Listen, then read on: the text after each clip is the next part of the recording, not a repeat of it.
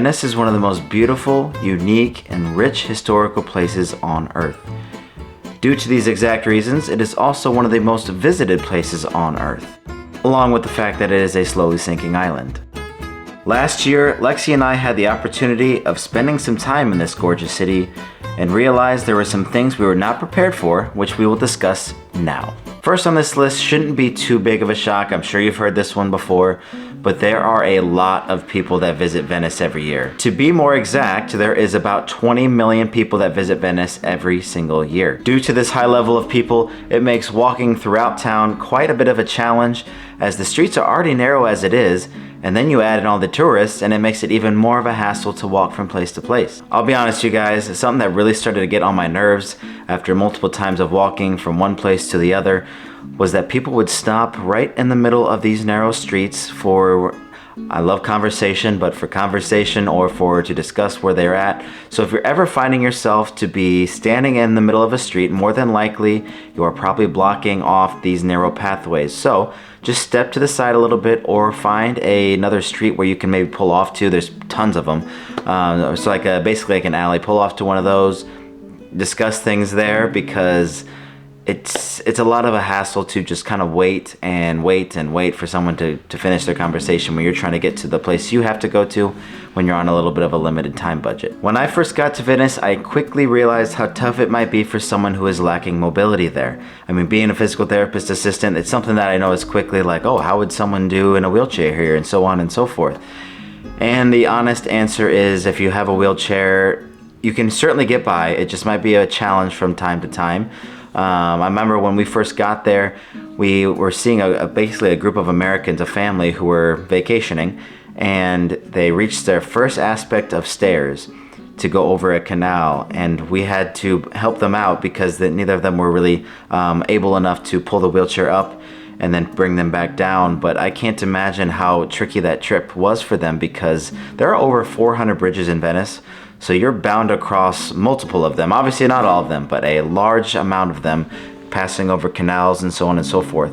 So it can be quite a challenge if you find yourself lacking mobility, even if that means you have a cane or a walker. That's a lot of steps just in general. I mean, Lexi and I even walked thousands and thousands of steps from place to place while we were in Venice as well. Now, again, just to kind of bring down your worries, Venice is still a very accessible city. You can still get around.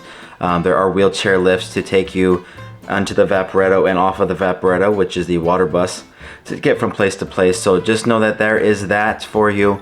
And a lot of other people can get around with wheelchairs and walkers and canes. Just know it might take you a little bit extra time, and maybe plan out ahead of time how you want to visit each attraction, because it may require you to cross one of the 400 bridges. To go along with that, as I kind of mentioned a little bit ago, that's the aspect that you're going to be doing a lot of walking in Venice. So make sure you bring a good pair of walking shoes with you. So I remember Lexi and I think on average, the couple days that we spent in Venice, probably walked on average 24,000 steps, which is a lot of mileage and can get your feet and your legs quite tired. So just be wary of that. This good pair of shoes can also come in handy in certain instances, such as, oh, I don't know, you want to take a nice picture, a nice video, so you start kind of creeping up towards the edge by the canal. It can get very, very slippery here, so please be careful. I have seen people almost fall in, and I have seen plenty of videos of people actually falling in. So wear a good pair of shoes, and then on the second side of things, just don't get too close to the edge, because you could potentially fall into the water, and that can be a little bit of a fun story later on, but it can be a big time problem right off the bat. Another little side tip, due to all this wetness and water that is all over the place, there is going to be a lot of mosquitoes. I was not prepared for mosquitoes when I was in Italy. I don't know why. I don't know if I thought they were just naturally a more North American thing, but I got bit up like crazy. Like my ankles had probably 20 bites on each ankle. I'm not even kidding. And so I was itchy for most of our honeymoon. So please either buy some bug spray before you go, or buy some when you get there, because it will come in quite handy on your trip to Venice. And during the times that I wasn't as itchy, I was trying to enjoy the sights as much as possible, as you naturally do in these beautiful places like Venice. But one little side tip that I thought was great, I will let past Trevor explain next about sightseeing. Off to an early start this morning in Venice. It is about 7:15 in the morning. Lexi's still tired, but walking around, there's hardly any people out here right now, so it's kind of peaceful. Highly recommend.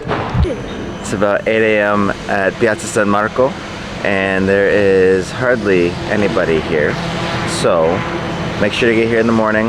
We try to get here a little bit earlier, but it's still absolutely amazing. Sun's rise is hitting all the buildings and it looks absolutely gorgeous. So highly recommend to you, get up early and come here. One of the things you definitely will probably want to enjoy while you're in Venice is a gondola ride. So a little side tip here is that gondola rides can be quite pricey, okay?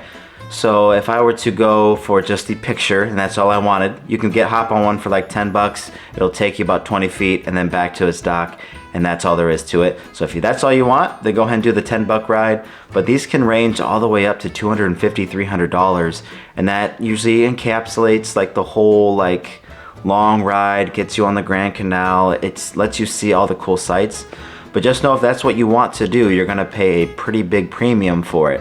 Lexi and I did the about $100 option, and so that took us through some really cool places. I think we were on there for about 40 minutes or so.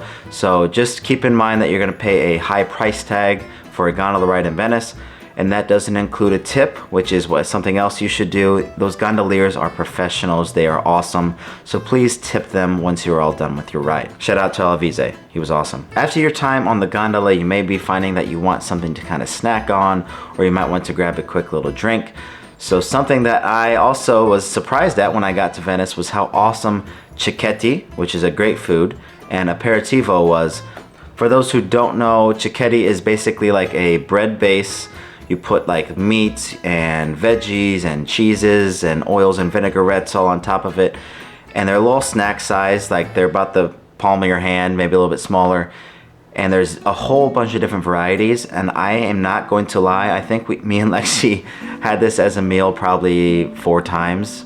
It was amazing. And as for aperitivo, that's gotten pretty famous over there in Venice. It is basically a time to kick back, relax, maybe have some small snacks that are brought to your table, and sip on some wine or Aperol Spritz or any other kind of drink that can come to mind. At its basis, aperitivo time is just a great time to kick back and relax. Maybe do some people watching. Obviously Venice, there's plenty of crammed amount of people in that area, so it can be pretty entertaining to watch at times. But main idea is to kick back, relax, talk with people who you are with, hopefully. And like for me and Lexi, we had great conversation just sitting there, sipping on our Aperol Spritz. Truly great time. I miss it all the time. I loved Venice so much that this is actually my 3rd video that I've made. This one obviously covering things to kind of be prepared for and things that I didn't expect, to hopefully save you some time. I also have 2 other videos that I made, just like I mentioned. Those can be found right here. So please go check them out and continue to learn more about Venice before your upcoming trip.